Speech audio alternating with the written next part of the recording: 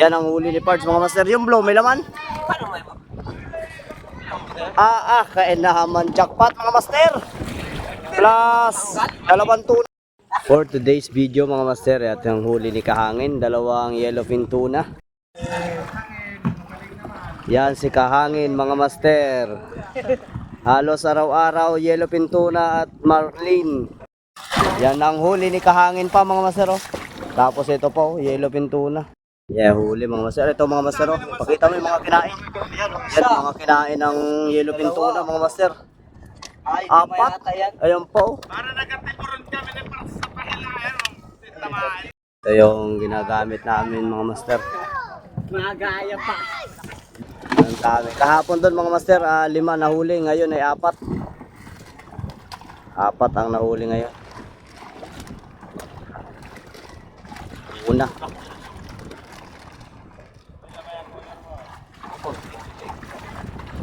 Puno ang isang tambong na mga master. Grabe yung labas agad. Galing sila sa 40 miles mga master. Yeah, si Bibi. Ang veterano ng Diriki.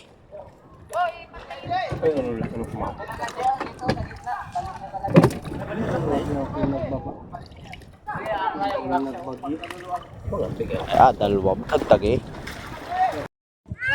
Yung mga master, 2 tambong at saka isang tray.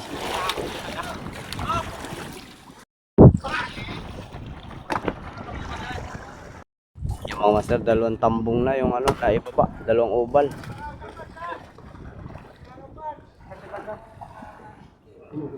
Plus 2 yellowfin tuna. Maganda ang blessing mga master. Galing sa master fishing na dos. Wala na kasi yung uno. Shout out kay Boss Teddy. Sir, shout out po sa inyo. At sa team EGWT. Shout out din kay Sir Jason Gensa. Sir, gandang bunutin yan. Sarap labanan yan. Yan o, yung isa. Grabe. Kaya isang tuka po. Quality. Ayos.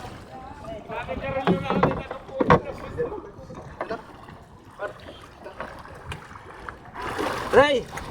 Tray pa, tray. Ray!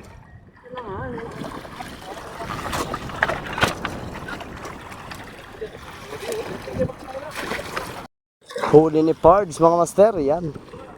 Andun yung 2 sa taas na. Tataas pa sila ng bangka. Yung mga master, single lang yung gamit.